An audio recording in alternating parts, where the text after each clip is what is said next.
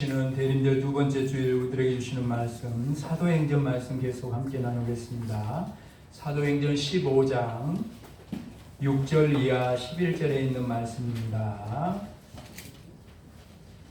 사도행전 15장 6절 이하 11절에 있는 말씀입니다. 제가 하나님의 말씀을 봉독한 후에 이 말씀은 하나님의 말씀입니다 라고 하면 이 말씀을 하나님의 말씀으로 받겠습니다 라고 응답하시기 바랍니다.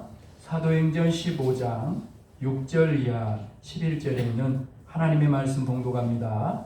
사도와 장로들이 이 일을 의논하러 모여 많은 변론이 있은 후에 베드로가 일어나 말하되 형제들아 너희도 알거니와 하나님이 이방인들로 내 입에서 복음의 말씀을 들어 믿게 하시려고 오래전부터 너희 가운데서 나를 택하시고 또 마음을 아시는 하나님이 우리에게와 같이 그들에게도 성령을 주어 증언하시고 믿음으로 그들의 마음을 깨끗이 하사 그들이나 우리나 차별하지 아니하셨느니라. 그런데 지금 너희가 어찌하여 하나님을 시험하여 우리 조상과 우리도 능히 매지 못하던 멍에를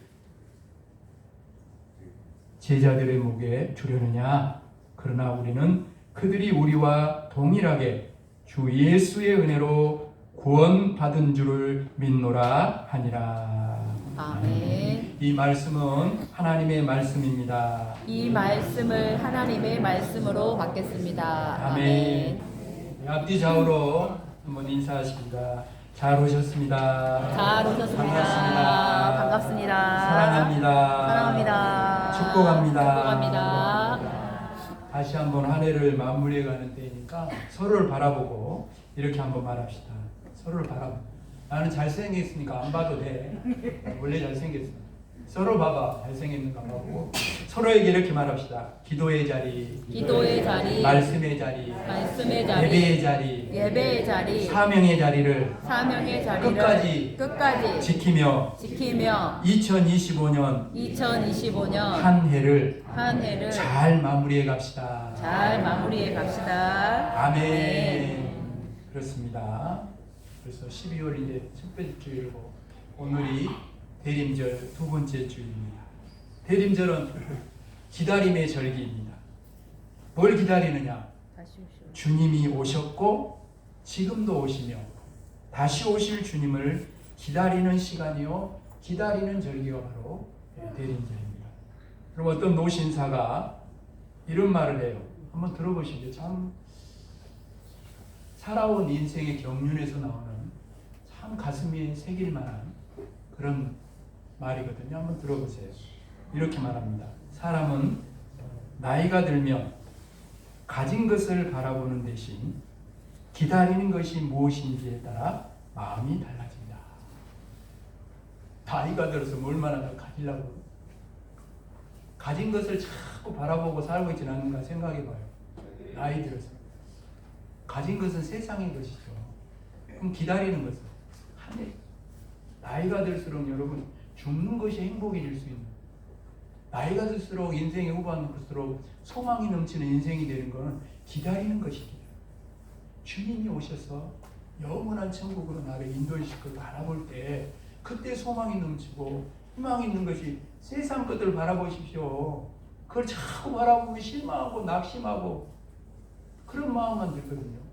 이 노신사처럼 우리 이웃교회 가족들은 이 대림절에 특별히 주님으로부터 우리에게 주신 하늘의 것들을, 하늘의 소망을 다시 한번 가질 수 있는 저와 여러분이 되어질 수 있기를 주님의 이름으로 축복합니다. 대림절 두 번째 주를 맞이하면서 우리에게 정말 필요한 것은 바로 주 예수의 은혜입니다. 여러분 오늘 본문의 배경을 잠깐 말씀드릴게요. 바울과 바나바가 1차 전도행을 마치고 안디옥으로 돌아왔을 때 일입니다. 유대로부터 유대인 신자들이 이 안디옥에 내려와 가지고 이방인도 모세의 율법대로 할례를 받아야 구원받을 수 있다 그렇게 주장하는 거예요. 유대인으로서 예수님을 믿는 에루살렘의 이 성도들이 예수를 믿었다고 하지만 아직도 뭐에 잡혀 있냐면 이스라엘 선민 사상에 붙잡혀가지고 지금도 예수를 믿었지만 이방인들을 부정하게 생각하고 구약의 율법에 아직도 매여 있었다는 거예요. 문제는 이들 중에 예수님을 믿는 것뿐이나 율법도 지켜야 구원받을 수 있다고 생각하는 자들이 있었다. 예수 믿는 것 갖고는 부족하다. 율법까지 다 지켜야 구원받을 수 있다. 이렇게 말하는 자들이 있어요. 이런 자들이 이방인 최초의 교회에 있던 이 안디옥까지 내려와 가지고 안디옥 교회 성도들을 혼란스럽게 하고 있는 상황입니다. 오늘 본문 앞쪽에 사도행전 15장 2절을 보면 이 사람들과 바울과 바나바 사이에 적지 않은 충돌과 논쟁이 일어났어요. 그래서 이제 이 문제들을 해결하기 위해서 안디옥 교회는 바울과 바나바와 안디옥 교회 신자 몇 사람을 유대 에루살렘으로 보내요. 그곳에 있는 사도들과 에루살렘 교회 장로들에게 이 문제에 대한 해답을 요청하는 거예요. 이 일로 인해서 사도들과 에루살렘 교회 장로들이 모여서 이것을 의논하는 내용이 15장 6절 이하 21절까지 기록되어 있는데, 여러분 이거는 에루살렘에서 열린 이 에루살렘 공회에는요 기독교 역사상 가장 중요한 진리를 다루는 그런 회의였습니다. 사실 그것은 한마디로 이거예요. 여러분 잘 들어보십시오. 행위로 구원받느냐 아니면 은혜로 구원받느냐, 어떻게 생각하십니까? 행위로 구원받느냐 은혜로 구원받느냐라는 회의였어요. 결론은 이것입니다. 따라합시다. 우리는 오직 주 예수의 은혜로 주 예수의 은혜로 구원받습니다. 아멘. 아멘. 그 회의의 결론이 바로 그거였어요. 오늘 말씀의 제목이 바로 주 예수의 은혜. 우리는 교회 안에서 제일 많이 듣는 말이 뭐냐면 은혜라는 말입니다. 듣기도 하고 자주 은혜라는 말을 많이 해요. 은혜가 충만하다, 은혜스럽다, 은혜를 받았다. 여러분 그러면 이 은혜의 뜻이 뭘까요? 은혜의 뜻이 뭡니까? 은혜라는 것은 받을 자격이 없는 자에게 베푸시는 무조건적인 사랑을 말합니다. 여러분 저와 여러분이 오늘도 여기 이 자리에 있지만 어떻게 저와 여러분이 구원을 받았습니까? 구원받을 만한 자격이 있어요? 아닙니다. 우리는 다 죄인입니다. 죄인은 구원받을 수 없어요. 의로운 사람, 죄 없는 사람만 구원받을 수 있습니다. 우리 중에 누가 당당하게 하나님 앞에서 나는 지금까지 한 번도 죄를 지은 적이 없다, 그리고 앞으로도 절대로 나는 죄를 짓지 않고 살 것이다라고 말할 사람이 누가 있어요? 아무도 없습니다. 한 사람도 없어요. 그런데 그렇게 죄 많은 우리가 여러분 어떻게 구원함을 입었어요? 따라합시다. 예수님 때문이다. 예수님 때문이다. 아멘. 들어보십시오. 우리가 아직 죄인 되었을 때에 예수님께서 우리를 위하여 죽으심으로 하나님께서 우리에 대한 자기의 사랑을 확증하십니다. 아멘. 우리가 죽어야 하는데, 내가 죽어야 되는데 예수님께서 우리를 위해 나를 대신해서 죽으셨어요. 그리고 우리에게 영원한 생명을 주셨어요. 여러분 우리가 구원받게 한 일이 뭐예요? 아무것도 없습니다. 구원받기에 아무것도 하지 않는 자에게, 아니 아무것도 할 수 없는 자에게 주시는 구원이기에 그거는 은혜라는 거죠. 받을 자격 없는 자에게 아무 조건 없이 주시는 구원이기에 은혜. 구원받기에 우리가 할 수 있는 유일한 일이 있다면 그것은 주 예수의 은혜를 믿는 것뿐이에요. 믿는 것뿐입니다.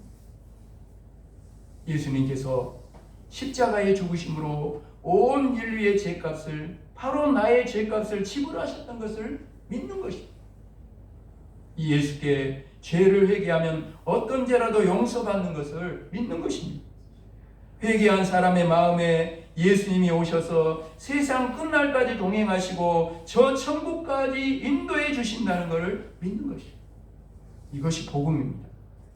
이 복음을 믿으면 누구든지 여러분 구원을 받는 것입니다. 그래서 구원은 뭐다? 은혜라는 것입니다. 아멘. 에베소서 2장 8절 9절 말씀입니다. 너희는 그 은혜에 의하여 믿음으로 말미암아 구원을 받았으니 이것은 너희에게서 난 것이 아니요 따라합시다. 하나님의 선물이라. 하나님의 선물이라. 그러면 그렇게 말합니다. 행위에서 난 것이 아니니 이는 누구든지 자랑하지 못하게 합니다. 행위로 구원받고 은혜 받은 것이 아니라는 거죠. 은혜로 구원받고 은혜로 우리에게 이루어진 일이라는 것이죠. 여러분 기억하십시오. 항상 기억하십시오. 예수님 믿는 우리에게는 값없이 주어진, 그러면 아무것도 주님께 드린 것이 없는, 정말 값없이 주어진 것이 은혜인 줄 알지만 이 은혜를 나에게 주시고 이 구원을 나에게 주시려고 예수님은 나를 위해 생명까지 내어주셨습니다. 우리 옆 사람에게 말합시다. 당신은 예수짜리입니다. 예수님짜리입니다. 얼마짜리? 예수님짜리. 예수짜리.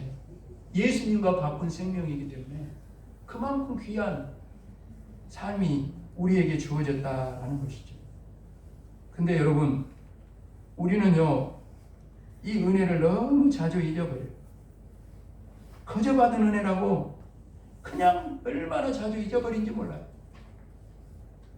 만약요, 예수님께서 나를 위해 십자가에 죽어주시지 않았다면, 만약 예수님께서 내가 그 예수님을 몰랐다면 나는 어떻게 되었을까요? 그런 생각 안 해봅니까? 내가 예수 믿지 않았다면 어떻게 되었을까? 어떤 분들은 그렇게 말할지도 몰라요. 그랬으면 신앙생활에 갈등할 일도 없고 이렇게 주일에 교회 나와서 예배드리고 봉사하느라 피곤하지 않을 것이고 세상 재미 보면서 잘 살았겠죠? 여러분 정말 그렇습니까? 지금도 아쉬워가지고 자꾸 밖으로 나가고 싶어요? 정말 여러분 그럴까요? 하나님을 떠나서 내가 하고 싶은 대로 살면 행복할까요? 내 마음대로 먹고 마시고 즐기기 사는 것이 행복일까요? 삶의 목적도 없이 무엇이 진리이고 무엇이 영원한지를 모르고 세상을 따라 세상에 쫓겨 살아가는 것이 정말 편안한 그런 인생일까요? 오늘 말씀을 듣는 우리 중에, 저와 여러분 중에 어느 순간부터인가 신앙생활이 진처럼 느껴지는 분이 있다면 이유는 한 가지밖에 없습니다. 이유는 한 가지밖에 없습니다. 주 예수의 은혜를 잊고 있기 때문에.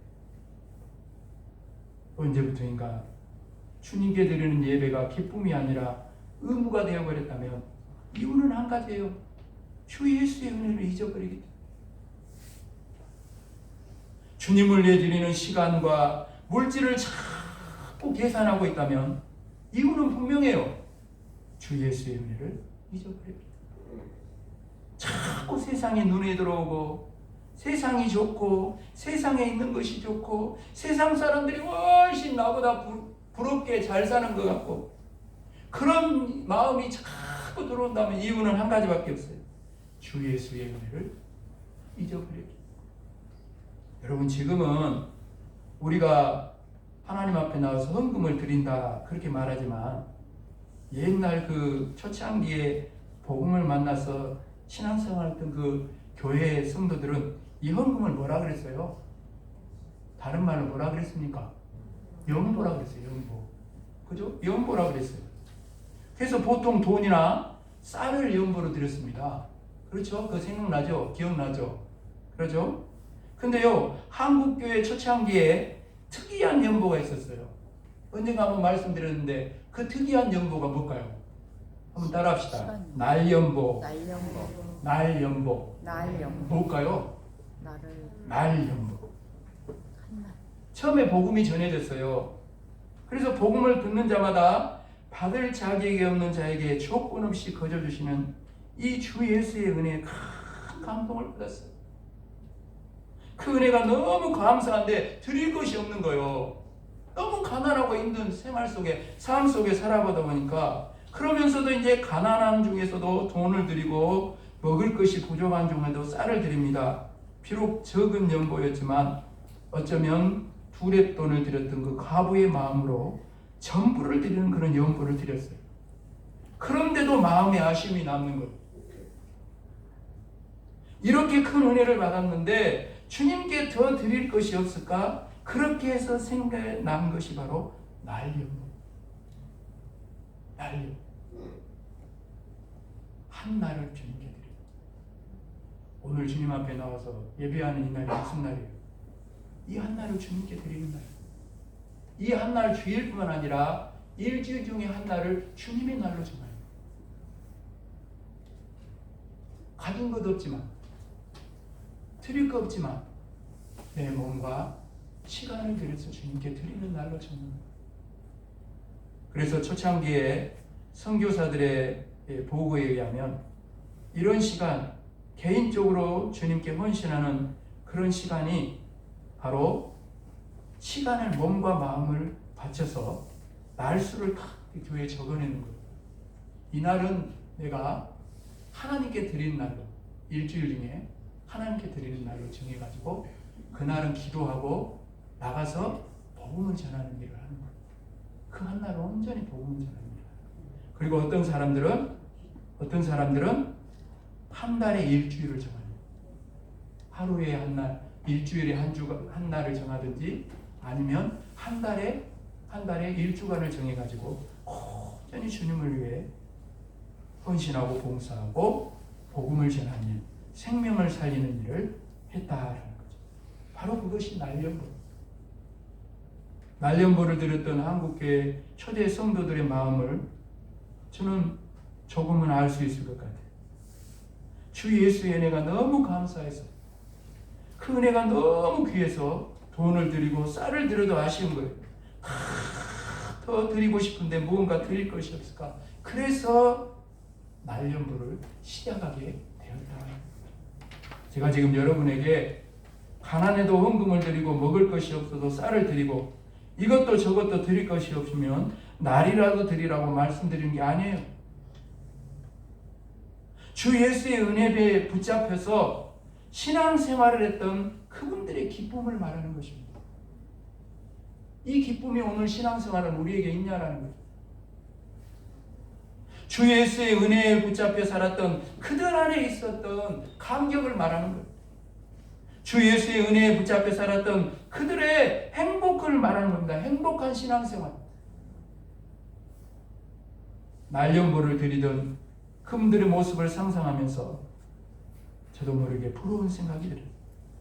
여러분, 이것은 1900년대 초반에 있었던 일이에요. 120년이 넘는 그 시대에 있었던 이야기입니다. 여러분, 그때 비하면 얼마나 잘 먹고 얼마나 잘 삽니까? 그때 비하면 얼마나 편하게 신앙생활합니까? 그때 비하면 얼마나 자유롭게 신앙생활해요. 그런데 우리보다 그분들이 더 기쁘게 신앙생활하고 그분들이 더 행복하고 살아가고 그분들이 더 감사하며 신앙생활했다는 거예요. 무엇 때문에 그분들은 그렇게 감격에 넘쳐서 신앙생활을 했을까요? 주 예수의 은혜 때문에. 아멘. 나 같은 죄인을 사랑하시려 대신 죽으신 주 예수의 은혜, 나 같은 죄인을 용서해 주신 주 예수의 은혜, 나 같은 죄인과 동행하시는 주 예수의 은혜, 나 같은 죄인에게 영원한 하나님의 나라를 주신 주 예수의 은혜, 그 은혜 때문에, 이 은혜 때문에, 이 은혜 하나 때문에 가난한 중에도 핍박 중에도 그렇게 행복하게 예수님을 믿었어요. 정말 그분들은 예수님 한 분만으로 만족했던 그런 그리스도인들이었다. 근데 여러분, 그분들만 주 예수의 은혜를 받은 것입니까? 그분들만 남다른 은혜를 받은 거예요? 그분들만 특별한 은혜를 받은 것입니까? 아닙니다. 오늘 우리도 그분들과 똑같은 은혜를 받았어요. 그런데 왜 우리에게는 그들과 같은 기쁨과 감격이 없어요? 왜 우리는 그분들처럼 예수님 때문에 행복한 인생이 되지 않고 있습니다? 그분들과 비교할 수 없는 풍족한 생활을 하고 있고 그분들과 비교할 수 없는 그런 자유 속에서 마음껏 신앙생활을 하는데도 왜 이렇게 우리 삶 속에 감사가 없고 예수 믿어도 왜 이렇게 우리 가운데 만족이 없는 행복하지 못한 그런 인생을 살아가고 있어요? 이유는 한 가지밖에 없어요. 주 예수의 은혜를 잊고 있기 때문에. 우리가 얼마나 큰 은혜를 받았는지 그리고 지금도 얼마나 큰 은혜 속에 살아가고 있는지를 자꾸 잊어버리기 때문에 주 예수의 은혜를 잊는 순간 여러분 우리의 신앙은 흔들리게 되어 있습니다. 신앙생활의 기쁨과 감격이 사라지고 의무만 남는 거예요.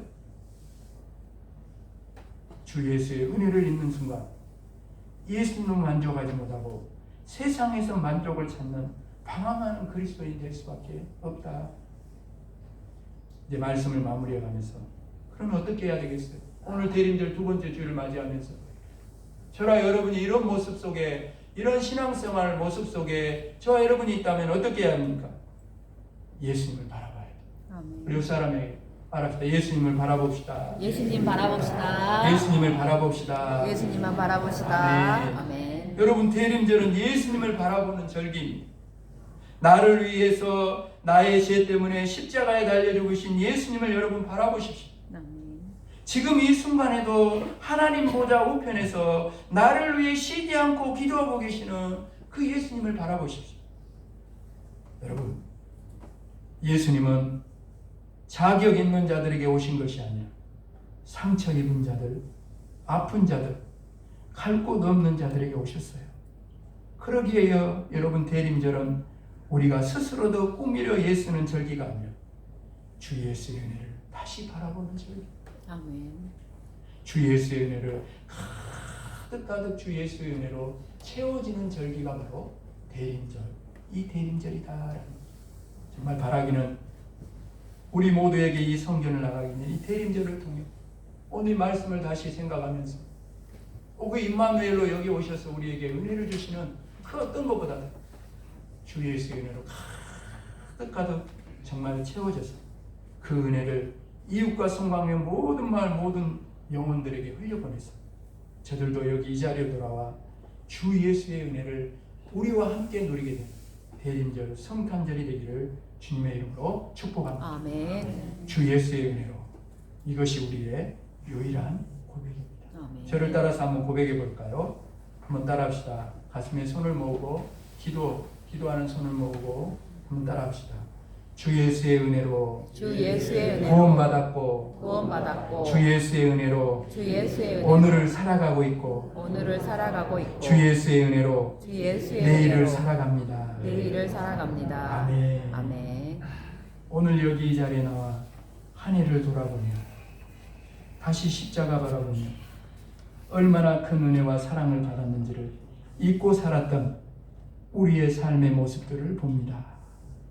참으로 오늘 대림절 두 번째 주일을 맞이하며 말씀 안에서 또 오늘 이 성전을 나가기 전에 우리 가운데 주 예수의 은혜로 충만하게 채워지게 하여 주셔서 그 은혜로 아버지 하나님 내가 살아날 뿐 아니라 이제는 그 은혜를 가는 모든 곳에 흘려보내므로 이웃과 성광면의 많은 사람들이 교회와 믿는 우리를 통해 주 예수의 은혜를 알게 되고 여기 이 자리로 돌아와 함께 그 은혜를 누리게 되는 복된 역사를 위하여 아름답고 귀하게 쓰임받는 우리 모두의 삶이 되게 하여 주옵소서.